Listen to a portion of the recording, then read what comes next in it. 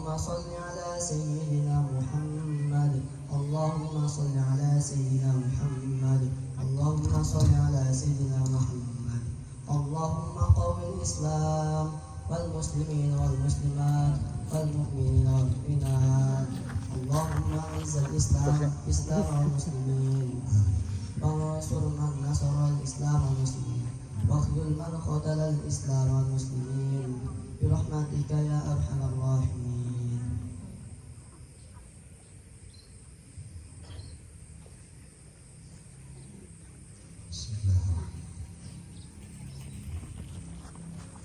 Assalamualaikum warahmatullahi wabarakatuh.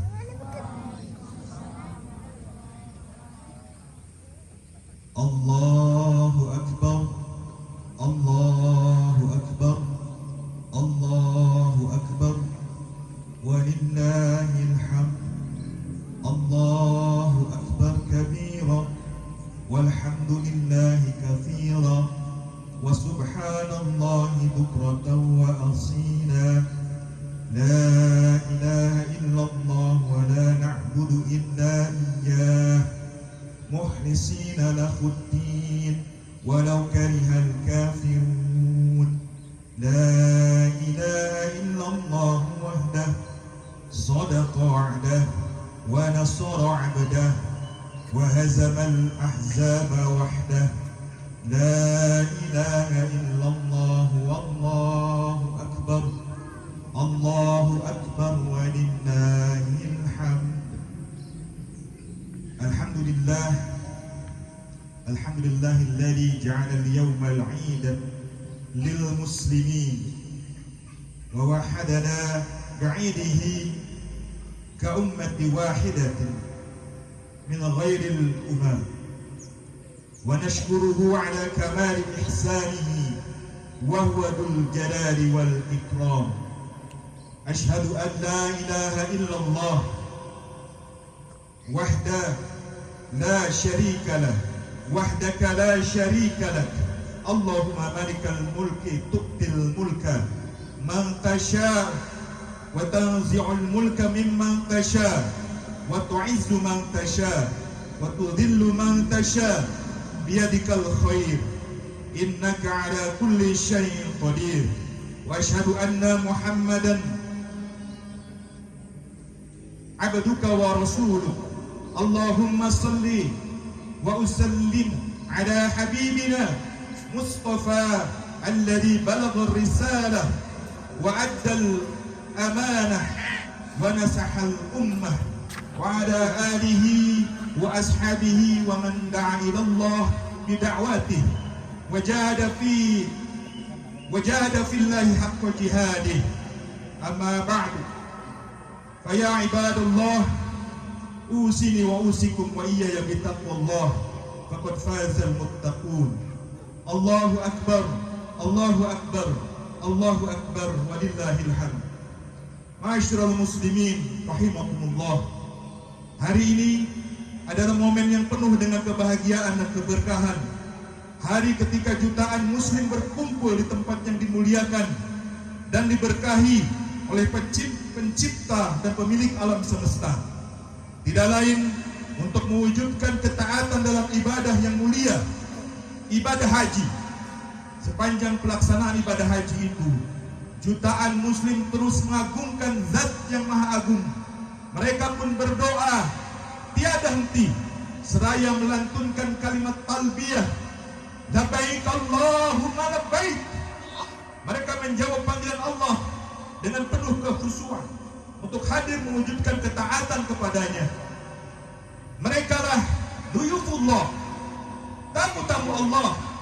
Mereka berhak mendapatkan kedudukan mulia di sisinya, sebagaimana sabda Rasulullah sallallahu alaihi wasallam, al-hajju wal ummaru waqtullah da'ahum fa'ajabuh wasa'aluh fa'atahum. Para jamaah haji dan umroh adalah tamu Allah. Allah telah memanggil mereka. Mereka pun memenuhi panggilannya. Mereka memohon kepada Allah. Allah pun memohon. Allah pun mengabulkan permohonan mereka. Hadis riwayat Ibnu Majah. Sementara itu di luar tanah suci, ratusan juta bahkan miliaran kaum muslimin menggemakan takbir, tahmid, tasbih dan tahlil. Mereka berbondong-bondong menunaikan sholat Id dan mendengarkan khutbah. Lalu mereka menyembelih dan membagikan hewan-hewan kurban. Gema kalimat thayyibah dan penyembelihan kurban terus berlangsung hingga hari tasyrik. Sungguh hari-hari yang amat sakral yang memberikan nuansa ketundukan kepada Allah Subhanahu wa taala. Inilah Idul Adha sebelum Dzulhijjah tahun 1444 Hijriah. Sebagaimana perintah Rasulullah sallallahu alaihi wasallam, penentuan awal bulan Dzulhijjah bukanlah diterapkan berdasarkan otoritas penguasa negara nasional masing-masing, tetapi wajib berdasarkan pengumuman Amir Mekah, penguasa Mekah. Husain bin Haris Al-Jadali telah menyatakan, Amir Mekah Al-Haris bin Habib telah menyampaikan khutbah kepada kami. Saya berkata, Ahida ilaina Rasulullah sallallahu alaihi wasallam an nansuka li ru'yatihi fa illam tarahu wa syahida syahida adlin nasakna bi syahadatiha. Kami telah diperintahkan oleh Rasulullah sallallahu alaihi wasallam untuk mengerjakan manasik atau ibadah haji karena melihat hilal. Jika kami tidak melihat hilal, lalu ada dua orang saksi yang adil melihatnya, maka kami pun akan mengerjakan manasik berdasarkan kesaksian mereka berdua. Hadis riwayat Abu Dawud dan Ad-Durqati. Allahu Akbar, Allahu Akbar, Allahu Akbar, walillahil hamd. Ma'asyiral muslimin rahimani wa rahimakumullah. Inilah salah satu dua hari yang disebutkan oleh Nabi sallallahu alaihi wasallam sebagai hari yang terbaik dibandingkan dengan semua hari raya umat lain di penjuru dunia. Setelah hijrah ke Madinah, Rasulullah sallallahu alaihi wasallam menyaksikan orang-orang Yahudi merayakan hari raya mereka, Nairuz dan Mihrajan. Hari raya itu diikuti oleh orang-orang Madinah, termasuk kalangan Ansar. Kemudian Nabi sallallahu alaihi wasallam bersabda, "Qadittu 'alaikum wa lakum yawmani tal'abuna fihima, fa inna Allah qad abdalakum yawmaini khairan minhuma yawmal fitri wa yawman nahar." Aku datang kepada kalian sementara kalian mempunyai dua hari raya pada masa jahiliyah yang kalian isi dengan bermain-main. Allah telah mengganti keduanya dengan yang lebih baik bagi kalian, yaitu hari raya Idul Fitri dan Idul Adha, hari raya kurban. Sikap Nabi sallallahu alaihi wasallam ini menjadikan pertanda bagi orang-orang beriman bahwa umat muslim adalah umat dengan agama dan syariah yang berbeda dengan umat lain. Beda dalam peribadatan, hari raya, juga dalam tatanan aturan kehidupan. Kaum muslimin diberi agama yang luhur yang berada di atas agama-agama yang lain. Tidak ada satupun agama, ajaran, ideologi yang dapat menandingi kemuliaan Islam. Sabda Nabi sallallahu alaihi wasallam, "Al-Islamu ya'lu wa la yu'la 'alaihi." Islam itu tinggi dan tidak ada yang mengalahkan ketinggiannya. Jika Rasulullah sallallahu alaihi wasallam saja sudah mengatakan Islam itu tinggi dan terbaik, tidak ada yang setinggi dan semulia agama ini. Maka terasa sangat menyesakkan dada jika justru umat muslim sendiri tidak memiliki perasaan bangga terhadap agamanya, malah memilih ajaran atau ideologi lain yang menceraikan dari siratal mustaqim dan berjalan di atas bukan ajaran Islam. Begitu pula terasa menyedihkan jika umat muslim rela dipimpin oleh umat lain yang justru menjerumuskan kepada jurang yang keterpurukan. Karena itulah menjadi kemestian bagi setiap muslim yang menginginkan kemuliaan hidup di dunia dan di akhirat untuk selalu berpegang teguh pada agama Allah, beriman dan menjalankan syariah Islam, mewujudkan ketaatan total dalam kehidupan. Allah Subhanahu wa taala berfirman, "May yuti'illahu wa rasulahu faqad faza fawzan 'azima." Siapa saja yang mentaati Allah dan Rasulnya, sungguh ia mendapatkan kemenangan yang besar. Allahu Akbar, Allahu Akbar, Allahu Akbar, walillahil hamd. Ma'asyiral muslimin rahimani wa wa rahimakumullah. Ketika membicarakan ketaatan, ada kisah teladan dalam ketaatan yang patut untuk terus diulang sepanjang hari raya Idul Adha, yakni kisah keteladanan ayah dan anak, yaitu kisah Nabi Ibrahim dan Nabi Ismail alaihi salatu wassalam kepada utusan Allah. Inilah Allah mengajari kita ketaatan tanpa ragu, ketaatan tanpa kita nanti dulu. Nabi Ibrahim alaihi salatu wassalam diuji oleh Allah untuk mengorbankan buah hati sekaligus buah cintanya yang telah lama dinanti, yaitu putranya sendiri. Adapun Nabi Ismail alaihi salatu wassalam diuji oleh Allah mengorbankan hidupnya dan ayahnya bisa melaksanakan perintah Allah. Allah Subhanahu wa taala berfirman, "Falamma balagha ma'ahu as-sa'ya qala ya bunayya inni ara fil manam an ya'adbahuka fanzur madza tara." Tatkala anak itu telah sampai pada umur yang sanggup berusaha bersama-sama Ibrahim berkata, "Wahai anakku, sesungguhnya aku melihat dalam mimpi bahwa aku menyembelih kamu. Karena itu pikirkanlah apa pendapatmu." Nabi Ibrahim alaihissalatu wassalam memberikan teladan bahwa tidak ada kecintaan yang paling tinggi melebihi kecintaan kepada Allah Subhanahu wa taala. Kecintaan kepada Allah Subhanahu wa taala melebihi kecintaan kepada apapun, kepada pasangan, kepada anak dan harta dan tahta. Kecintaan kepada Allah Azza wa Jalla ini tentu harus diwujudkan dalam ketaatan menjalankan semua perintahnya.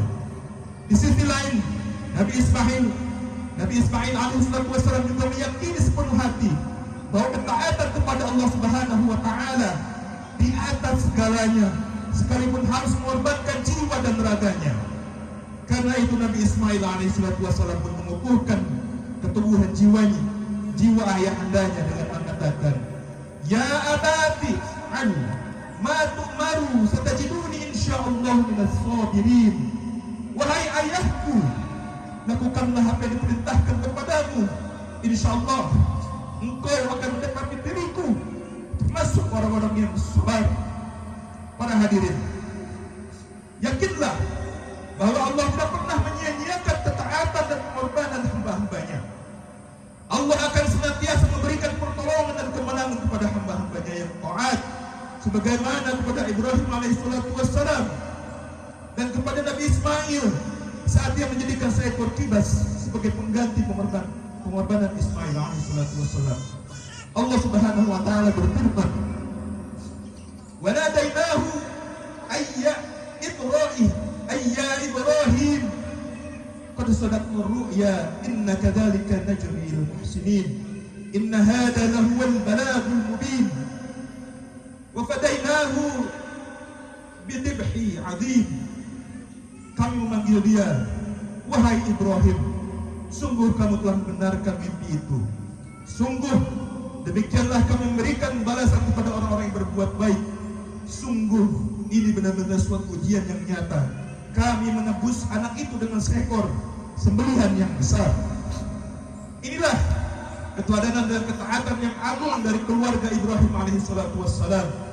Sang ayah rela mengorbankan putranya, sedangkan putranya siap mengorbankan nyawanya. Keduanya melaksanakan perintah Allah tanpa setitik pun rasa ragu. Ketika ketaatan mereka telah terbukti nyata, maka Allah Subhanahu wa taala pun memberikan balasan kebaikan kepada mereka di dunia dan di akhirat. Allahu akbar, Allahu akbar, Allahu akbar walillahil hamd. Ma'asyiral muslimin rahimakumullah. Hari ini kita menyaksikan kaum muslimin tanpa ragu melaksanakan perintah berhaji, mengorbankan harta yang terbilang besar, meninggalkan sanak famili berhari-hari, tinggal di tenda-tenda, berdesakan bersama 3 juta muslim demi menunaikan perintah Allah. Hari ini pun kita menyaksikan kaum muslimin tanpa ragu mempersembahkan kurban terbaik di jalan Allah. Di antara mereka bahkan ada yang mengeluarkan harta hingga ratusan juta rupiah setiap tahun untuk membeli hewan kurban. Namun demikian, janganlah lupa ketaatan yang diminta oleh Allah adalah ketaatan total pada semua perintahnya dan semua larangannya, bukan ketaatan parsial atau sebagian, bukan pula ketaatan yang dipilih-pilih menurut kehendak dan kemauan hambanya. Ketika kaum muslim mencurahkan ketaatan kepada Allah dalam menunaikan ibadah haji dan dalam berkurban, kemanakah ketaatan itu pergi ketika mereka disuruh untuk melaksanakan syariat Allah dalam perkara muamalah, dalam perkara pidana, dalam perkara jihad, dalam perkara politik, dan dalam perkara pemerintahan. Mengapa hukum-hukum Allah itu kita abaikan? Bukankah semua itu juga perintah dari Tuhan yang sama? Tuhan yang menyerukan perintah sholat, berkurban, dan berhaji. Lalu mengapa sikap kita berbeda? Lebih memilukan lagi semangat dan upaya untuk melaksanakan ketaatan kepada Allah secara kafah dalam melaksanakan syariat Islam justru dihadang dan dihinakan dengan sebutan utopia, kearab-araban, bahkan sampai dituding radikalisme. Padahal Allah Subhanahu wa taala berfirman, "Wa ma kana lil mu'minin wa la mu'minatin idza qada Allahu wa rasuluhu amran ay yakuna lahu khiyaratun min amrihim wa may ya'si Allahu wa rasulahu faqad dhalla dhalalan mubina." Tidaklah patut bagi seorang laki-laki mukmin dan perempuan mukmin jika Allah dan Rasulnya telah menetapkan suatu ketetapan, akan ada bagi mereka pilihan yang lain tentang urusan mereka. Siapa saja yang mendurhakai Allah dan Rasulnya, sungguh dia telah sesat dengan kesesatan yang nyata. Dalam surat Al-Ahzab ayat 36. Demikianlah seharusnya sikap seorang muslim. Jika Allah dan Rasulnya telah menetapkan satu hukum, dia tidak boleh menyelisihinya, bahkan malah mengambil hukum yang lain. Allah Subhanahu wa taala berfirman, "Fala wa rabbika la yu'minuna hatta yuhakkimuka fima shajara bainahum thumma la yajidu fi anfusihim harajan mimma qadaita wa yusallimu taslima." Demi Tuhanmu, mereka pada hakikatnya tidak beriman hingga mereka menjadikan engkau Muhammad sebagai hakim dalam perkara yang mereka perselisihkan. Kemudian mereka tidak merasakan satu keberatan pun dalam hati mereka atas keputusan yang kau berikan, dan mereka menerima keputusan itu dengan sepenuhnya. Surat An-Nisa ayat 65. Allahu Akbar, Allahu Akbar, Allahu Akbar walillahil hamd. Ma'asyiral muslimin rahimakumullah. Dengan demikian tidak sepatutnya orang mengaku beriman kepada Allah mencari-cari alasan untuk menolak perintah dan larangannya, apalagi memutarbalikkan ayat demi keuntungan duniawi, mengharamkan yang halal, menghalalkan yang haram. Padahal perintah Allah untuk menerapkan syariat Islam sudah jelas dalam kitabullah. Bahkan ayat yang memerintahkan kaum muslimin untuk berhukum dengan hukum-hukum Allah. Allah Subhanahu wa taala berfirman, "Man lam yahkum bima anzalallah fa ulaika humul kafirun." Siapa saja yang tidak berhukum dengan apa yang telah diturunkan Allah, mereka adalah orang-orang kafir. Allah Subhanahu wa taala berfirman, "Fahkum bainahum bima anzalallah wa la tattabi'u ahwa'ahum amma ja'aka minal haqq." Putuskanlah hukum di antara mereka menurut apa yang telah Allah turunkan, dan janganlah engkau mengikuti keinginan mereka dengan meninggalkan kebenaran yang telah datang kepadamu. Surat Al-Maidah ayat 48. Allah Subhanahu wa taala berfirman, "Wa anihkum bainahum bima anzalallah wa la tattabi' ahwa'ahum wakhtarhum ayyaftinuka am ba'di ma anzalallahu ilaik." Hendaklah engkau memutuskan hukum di antara mereka menurut apa yang Allah turunkan, dan janganlah engkau mengikuti keinginan mereka. Al-Maidah ayat 49. Demikianlah yang Allah Subhanahu wa taala perintahkan kepada kaum muslimin, kepada kita semua. Lalu mengapa kita hari ini yang mengaku taat kepada Allah malah menundukkan diri kepada hukum buatan Montesquieu, Piagam PBB, IMF, World Bank, dan berbagai macam lembaga internasional? Mengapa mereka malah berani mengabaikan hukum Allah dan menolak perintah Rasulullah SAW untuk berhukum kepada syariat Islam? Janganlah sampai kita mengikuti sikap orang-orang munafik yang selalu mencari-cari alasan untuk menolak perintah Allah Subhanahu wa taala. Sebagaimana mereka berangkat ke medan perang Tabuk dengan alasan cuaca panas. Allah Subhanahu wa taala berfirman dalam surat At-Taubah ayat 81, "Farihal mukhallafuna bimaq'adihim khilafa Rasulillahi wa karihu ay yujahidu bi amwalihim wa anfusihim fi sabilillahi wa qalu la firu fil har qul nar jahannam ashaddu harran law kanu yafqahun. Orang-orang yang tinggalkan tidak ikut berperang itu merasa gembira dengan ditinggalkannya mereka di belakang Rasulullah. Mereka tidak suka berjihad dengan harta dan jiwa mereka di jalan Allah. Mereka berkata, janganlah kamu berangkat pergi berperang dalam keadaan panas terik. Katakanlah, api neraka jahanam itu lebih panas lagi, bahkan lebih panas lagi jika mereka mengetahui. Allahu Akbar, Allahu Akbar, Allahu Akbar, walillahil hamd. Ma'asyiral muslimin rahimakumullah. Ketaatan kepada Allah akan mengantarkan kepada kemenangan dan keberkahan hidup. Sebagaimana janji Allah Subhanahu wa taala, "Wa may yattaqillah yaj'al lahu makhraja wa yarzuqhu min haitsu la yahtasib." Siapa saja yang bertakwa kepada Allah, niscaya Allah akan memberikan dia jalan keluar dan rezekinya dari arah atau dari jalan yang tidak dia sangka-sangka. Allah Subhanahu wa taala mengangkat derajat bangsa Arab setelah mereka beriman dan taat kepada agama ini. Semula mereka adalah kaum penggembala kambing dan pedagang, suka berperang dan membunuh bayi perempuan. Allah menjadikan mereka sebagai kaum muslimin yang menguasai hampir 2/3 dunia selama lebih dari 700 tahun. Mereka melahirkan peradaban luhur, unggul dalam ilmu pengetahuan, menjadi mercusuar peradaban dan melindungi umat manusia. Hal sebaliknya terjadi hari ini. Belum pernah umat Islam mengalami kondisi terpuruk hari ini. Ketika kaum muslimin melepaskan ketaatan dari agama ini, satu persatu bencana datang menimpa. Terutama setelah runtuhnya Khilafah Islamiyah 3 Maret tahun 1924, kaum muslimin seperti anak ayam yang kehilangan induknya, bahkan seperti hewan yang di tengah disembelih di mana menderita. Bahkan seperti hewan yang tengah disembelih di mana-mana menderita. Hari ini tidak ada yang bisa menolong kaum muslimin yang tertindas di Suriah, Palestina, Uighur, Myanmar, India, dan belahan bumi lain. Tentara Zionis luas menembaki kaum muslim Palestina, tidak pandang mereka pria atau wanita, orang tua, bahkan anak-anak. Sebagian pemimpin dunia Islam di atas panggung politik berkuar-kuar mengacung Israel, namun secara terang-terangan mereka tetap menjalin hubungan persahabatan dengan kaum Zionis yang tangannya masih berlumur darah muslimin Palestina. Pembangkangan pada hukum Allah juga membawa bencana dalam kehidupan umat. Tekanan hidup yang berat di tanah air sudah menyebabkan penderitaan. Di Indonesia terdapat 26,36 juta orang berada di bawah garis kemiskinan. Sekitar 10 juta 86 juta jiwa adalah miskin yang ekstrim. Ada 81 jiwa warga milenial yang tidak punya hunian. Ada hampir 30 juta warga yang tinggal dalam hunian yang tidak layak huni.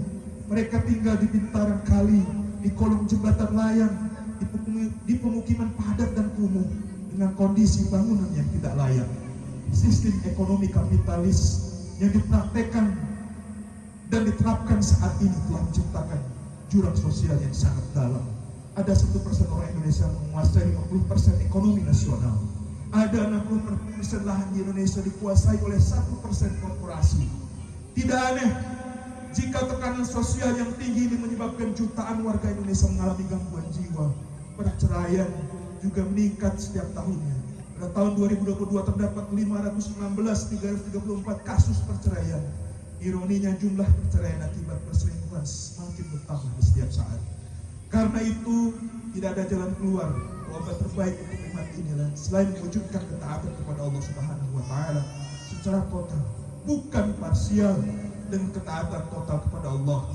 Allah akan menolong dan memuliakan umat ini sebagaimana Allah telah menolong dan memuliakan Ibrahim alaihissalatu wassalam dan Ismail alaihissalatu wassalam. Walau anna ahlal qura amanu wattaqau lafatahna alaihim barakatin minas samai wal ard walakin kadzabu fa akhadnahum bima kanu yaksibun. Jikalau penduduk negeri-negeri beriman dan bertakwa, pastilah kami akan melimpahkan kepada mereka berkah dari langit dan dari bumi. Namun mereka malah mendustakan ayat-ayat kami. Karena itu kami menyiksa mereka disebabkan oleh perbuatan mereka.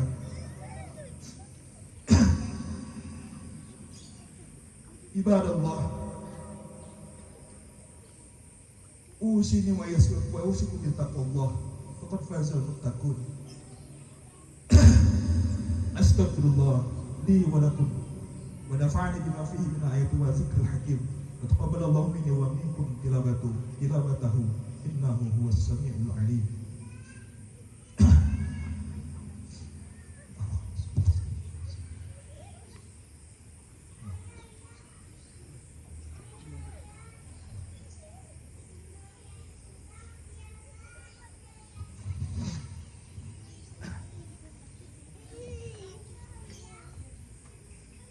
الله أكبر الله أكبر الله أكبر ولله الحمد. الله أكبر كبيرا والحمد لله كثيرا وسبحان الله بكرة وأصيلا. لا إله إلا الله ولا نعبد إلا إياه مخلصين له الدين ولو كره الكافرون. لا إله إلا الله وحده لا إله إلا الله وحده صدق وعده ونصر عبده وحزم الأحزاب وحده. لا إله إلا الله والله أكبر الله أكبر ولله الحمد. الحمد لله الذي جعل اليوم العيد للمسلمين وحدنا بعيده كأمة واحدة من غير الأدب ونشكره على كمال إحسانه وهو ذو الجلال والإكرام. أشهد أن لا إله إلا الله لا إله إلا أنت وحدك لا شريك لك. اللهم مالك الملك تؤتي الملك من تشاء وتنزع الملك ممن تشاء وتعز من تشاء وتذل من تشاء بيدك الخير إنك على كل شيء قدير. وأشهد أن محمدا عبدك ورسولك. اللهم صل وسلم على حبيبنا مصطفى الذي بلغ الرسالة وأدى الأمانة وأدى الأمانة ونصح أمة وعلى آله وأصحابه ومن دعا إلى الله بدعواته وجاهد في سبيله وجاهد في الله حق جهاده. أما بعد عباد الله أوصيكم وإياي بتقوى الله فقد فاز المتقون. الله أكبر الله أكبر الله أكبر ولله الحمد. Ma'asyiral muslimin rahimani wa rahimakumullah. Akhirnya marilah kita memohon kepada Allah Subhanahu wa taala. Semoga Allah mengabulkan seluruh permohonan kita. Semoga Allah memberikan kita kesabaran dan keikhlasan. Semoga Allah menguatkan kita untuk berperan penting dalam upaya menciptakan persatuan kaum muslimin dan ketaatan secara kafah pada pada hukum-hukumnya. Inna Allaha malaikatahu yusalluna 'alan nabi ya ayyuhalladzina amanu sallu 'alaihi wa sallimu taslima. Allahumma salli wa sallim 'ala sayyidina Muhammadin wa 'ala alihi wa sahbihi wa man da'a ila Allah bi da'watihi al-islam wa man tamassaka bi sunnati rasulih wa man tabi'a bi ihsan ila yaumiddin. Allahumma ighfir lana wa liwalidayna warhamhuma kama rabbayana shighara. Allahumma ighfir lil muslimina wal muslimat wal mu'minina wal mu'minat al ahya minhum wal amwat. Rabbana zalamna anfusana wa illam taghfir lana wa tarhamna lanakunanna minal khasirin. Allahumma taqabbal minna du'aana innaka antas samiul alim wa tub 'alaina innaka antat tawwabur rahim. Rabbana la tu'akhidna in nasina aw akhtana.